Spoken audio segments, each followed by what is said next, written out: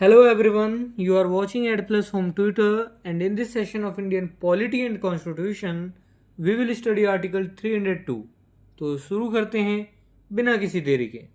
जैसा कि आपको भी पता है, भारतीय संविधान यानी इंडियन कॉन्स्टिट्यूशन को आर्टिकल्स में बांटा गया है और इन्हीं आर्टिकल्स को 22 पार्ट्स के अंतर्गत रखा गया है। इसी 22 पार्ट्स में से 13th पार्ट में trade, commerce and intercourse with in the territory of India के बारे में बताया गया है, जिसके अंतर्गत आर्टिकल 301 से लेकर आर्टिकल 307 तक के सारे आर्टिकल्स आते हैं।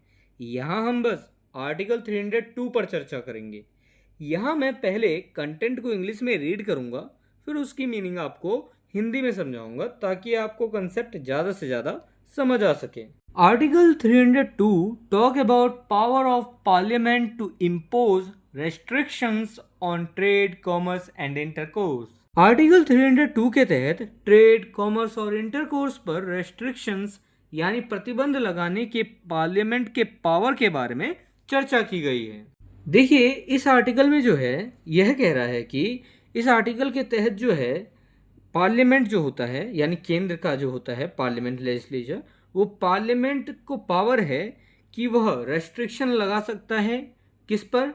ट्रेड पर यानी व्यापार पर, कॉमर्स पर यानी बाइंग और सेलिंग ऑफ थिंग्स पर, इंटरकोर्स पर यानी कम्युनिकेशन और डीलिंग बिटवीन इंडिविजुअल और ग्रुप्स। तो इन सब पर रेस्ट्रिक्शंस यानी प्रतिबंध लगा सकता है कौन? पार्लियामेंट। पार्लियामेंट के पास ये पावर होगा। तो पार्लियामेंट की पावर के बारे में चर्चा की गई है और इस पावर के बारे में चर्चा की गई है। Parliament may by law impose such restrictions on the freedom of trade, commerce और intercourse between one state and another or within any part of the territory of India as may be required in the public interest।